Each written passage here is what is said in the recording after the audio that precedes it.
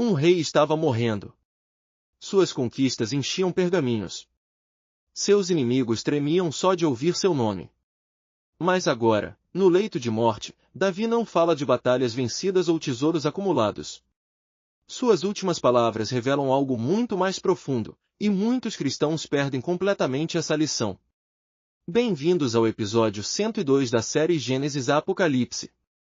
Hoje estudamos 1 Reis capítulo 2, versículos 1 a 12, as últimas palavras de Davi a seu filho Salomão.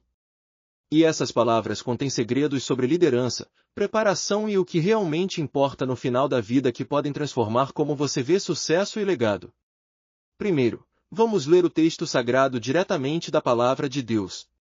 1 Reis 2, 1:12 nos diz: aproximando-se, pois, o tempo da morte de Davi, deu ele ordem a Salomão, seu filho, dizendo: Eu vou pelo caminho de toda a terra, esforça-te, pois, e sê homem. E guarda os preceitos do Senhor teu Deus, andando nos seus caminhos, e guardando os seus estatutos, e os seus mandamentos, e os seus juízos, e os seus testemunhos, como está escrito na lei de Moisés, para que prosperes em tudo quanto fizeres, e por onde quer que te voltares. Para que o Senhor confirme a palavra que falou de mim, dizendo: Se teus filhos guardarem o seu caminho, andando perante mim fielmente, de todo o seu coração e de toda a sua alma, nunca faltará sucessor no trono de Israel. Davi também dá instruções específicas sobre Joabe e outros, e então o texto conclui: E Davi descansou com seus pais, e foi sepultado na cidade de Davi. E foi o tempo que Davi reinou sobre Israel 40 anos, em Hebrom reinou 7 anos, e em Jerusalém reinou 33 anos. Agora vamos examinar 3 detalhes que a maioria dos leitores perde completamente. Primeiro detalhe oculto: Davi não menciona suas conquistas militares. Este é o homem que matou Golias, conquistou Jerusalém, expandiu as fronteiras de Israel até sua máxima extensão. Mas no leito de morte? 0 palavras sobre vitórias militares. Tudo sobre obediência à lei de Moisés. Por que isso é importante? Porque revela a verdadeira fonte do sucesso de Davi. Não foi sua habilidade militar, foi sua submissão à palavra de Deus. Segundo detalhe: a promessa sobre o trono é condicional. Olhe as palavras: se teus filhos guardarem o seu caminho, andando perante mim fielmente. Esta não é uma garantia automática. É uma promessa condicional que se cumpre apenas através da obediência. Muitos leem 2 Samuel 7 sobre o trono eterno e assumem que é incondicional, mas Davi entende que há responsabilidade humana envolvida.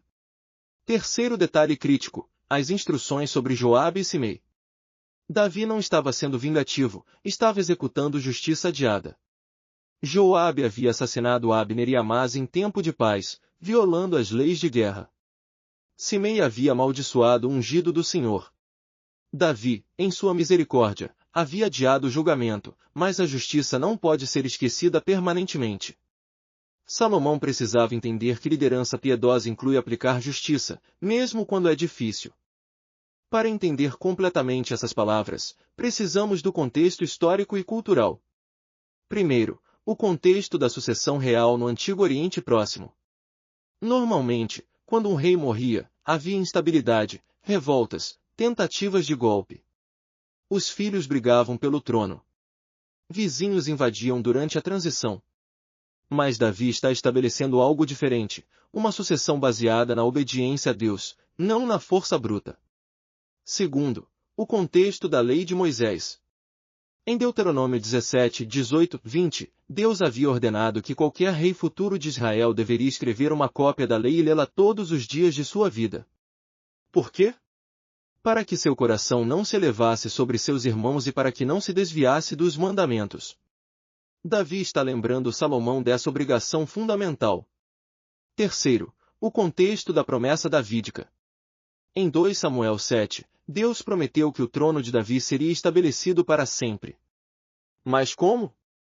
Através de uma linhagem que culminaria no Messias, Jesus Cristo. Davi entende que seu reino terreno é apenas uma sombra do reino eterno que viria. Por isso suas instruções focam no caráter espiritual, não no poder político. Quarto, entenda a frase esforça-te ser homem. No hebraico, isso significa seja corajoso e tenha força interior. Não é sobre masculinidade tóxica, é sobre maturidade espiritual e moral. A coragem de obedecer a Deus mesmo quando é custoso, a força de fazer o que é certo mesmo quando é impopular. Este texto marca mudanças teológicas profundas que transformam nossa compreensão de liderança e sucesso.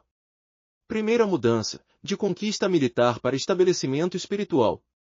O reino de Davi foi construído através de guerra, ele expandiu as fronteiras de Israel mais do que qualquer outro rei. Mas agora, no final, ele entende que o verdadeiro estabelecimento do reino vem através da obediência à palavra de Deus. As conquistas territoriais são temporárias, a obediência espiritual é eterna. Segunda mudança, de liderança carismática para liderança fundamentada na lei.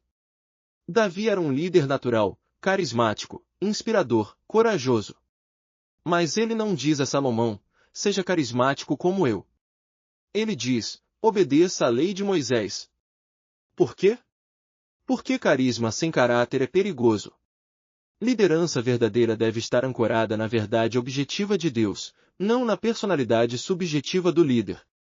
Terceira mudança crucial, de reino terreno para a prefiguração do reino messiânico. Davi compreende que seu trono aponta para algo maior. O cumprimento final da promessa davídica não será através de Salomão ou qualquer rei humano, mas através do Messias prometido. Jesus Cristo é o verdadeiro filho de Davi que reinará para sempre.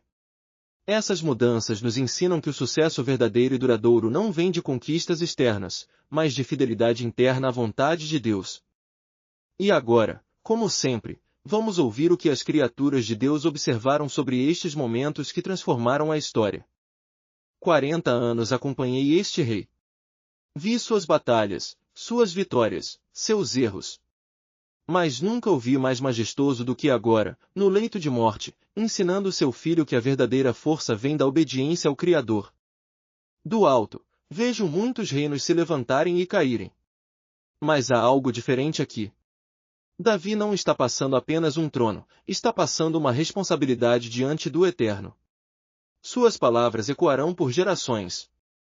Que mistério! Um homem que derramou tanto sangue em guerra agora fala apenas de paz com Deus. É como se entendesse que todas suas batalhas foram preparação para algo muito maior, um reino onde a justiça e a misericórdia se encontram. E reparem, ele não se orgulha de seus feitos. Não lista suas conquistas. Apenas aponta para a lei do Senhor. Que humildade! Os humanos deveriam aprender, no final, importa apenas se andaram nos caminhos do Criador. Vejo gerações futuras olhando para este momento. Um filho de Davi maior ainda virá, aquele que cumprirá perfeitamente tudo o que Davi apenas prefigurou. Este reino terreno é sombra do reino eterno que se aproxima. Agora vamos aplicar essas verdades eternas à nossa vida hoje. Primeira aplicação: como você está preparando a próxima geração? Davi não deixou apenas herança material para Salomão, deixou instrução espiritual para os cristãos. Vocês estão ensinando seus filhos a temer ao Senhor? Estão modelando obediência à palavra? Líderes, vocês estão preparando sucessores ou apenas subordinados? A verdadeira liderança prepara outros para prosperar espiritualmente, não apenas profissionalmente. Segunda aplicação: o que você considera sucesso verdadeiro? Davi poderia ter orgulhado-se de conquistas, riquezas, fama. Mas no final, ele entendeu que prosperidade real vem da obediência a Deus. Salmo 1:3 diz que quem se deleita na lei do Senhor tudo quanto fizer prosperará. Você está buscando prosperidade pelos métodos de Deus ou pelos padrões do mundo?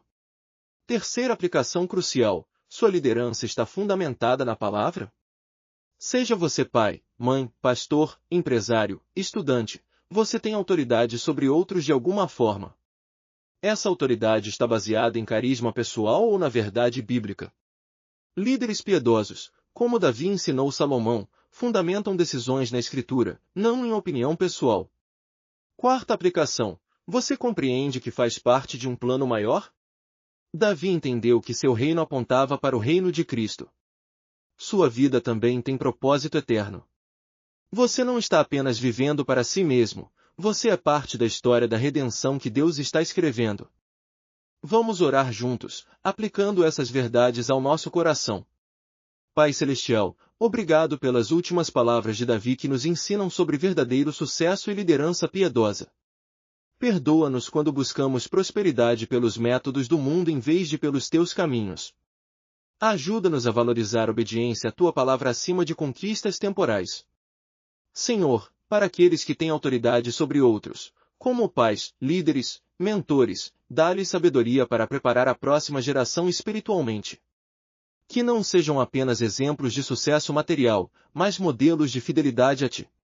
Para aqueles que estão sendo preparados para a liderança, dá-lhes humildade para aceitar instrução e coragem para obedecer a tua palavra mesmo quando for custoso. Lembramos que o trono de Davi encontra seu cumprimento final em Jesus Cristo, nosso Rei eterno. Um dia, todo joelho se dobrará diante dele. Até lá, ajuda-nos a viver como cidadãos fiéis do seu reino, andando em teus caminhos e guardando teus preceitos. Que nossa prosperidade venha da obediência, não da desobediência. Que nosso legado seja fundamentado na tua palavra, não em conquistas humanas. Em nome de Jesus oramos, amém. Continue conosco na série Gênesis Apocalipse enquanto descobrimos as verdades transformadoras da Palavra de Deus, versículo por versículo, livro por livro. Inscreva-se para mais conteúdo de estudo bíblico.